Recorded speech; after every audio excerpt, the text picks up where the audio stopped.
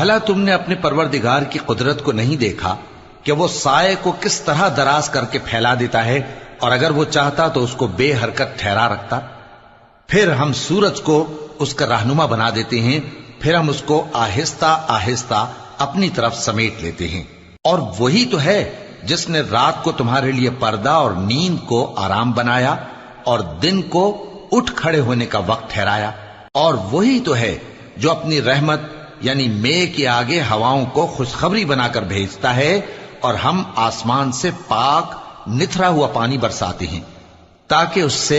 شہر مردہ یعنی بنجر زمین کو زندہ کر دیں، اور تاکہ ہم وہ پانی بہت سے اور آدمیوں کو جو ہم نے پیدا کیے ہیں پلائیں۔ اور ہم نے اس قرآن کی آیتوں کو طرح طرح سے لوگوں میں بیان کیا تاکہ وہ نصیحت حاصل کریں،